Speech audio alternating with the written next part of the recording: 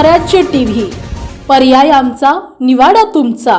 बुलढाणा जिल्हा मध्यवर्ती सहकारी बँक मर्यादित बुलढाणा याच्या संचालक मंडळीच्या निवडीसाठी निवडणूक कार्यक्रम जाहीर झाला असून 21 जागांसाठी ही निवडणूक आहे। यासाठी नामनिर्देशन अर्ज दाखल करण्याची मुदत 20 ते 24 जुलै अशी ठेवण्यात आली होती। त्यानुसार 298 नामनिर्देशन अर्ज प्राप्त झाले आहेत। या अर्जाची छाननी प्रक्रिया 27 जुलै रोजी जिल्हा उपनिबंधक कार्यालय येथे होणार होती।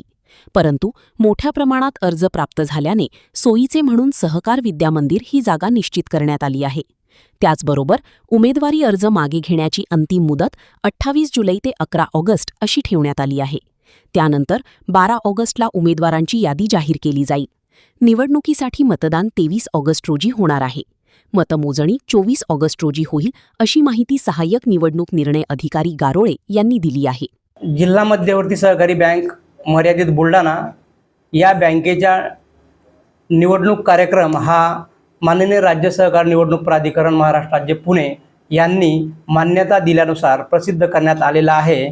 एकूण 21 जागांसाठी सदरची निवडणूक प्रक्रिया राबवण्यात येत आहे।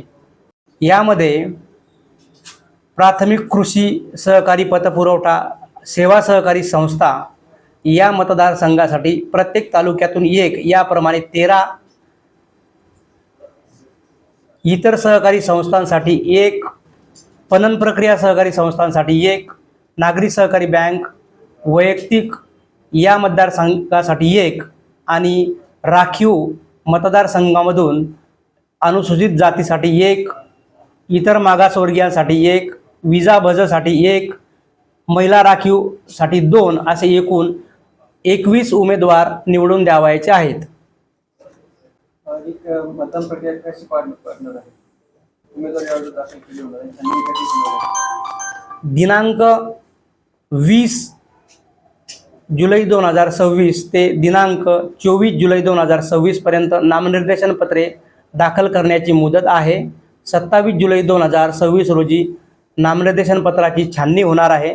28 जुलै 2026 रोजी सदरची छाननी झालेली उमेदवारांची यादी प्रसिद्ध केली जाणार आहे।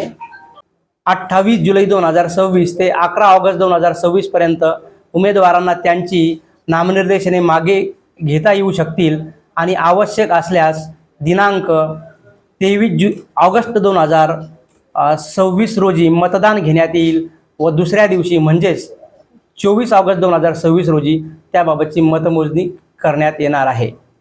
आतापर्यंत किती उमेदवारांनी अर्ज दाखल केले? एकूण 298 नामनिर्देशने दाखल झालेली आहेत।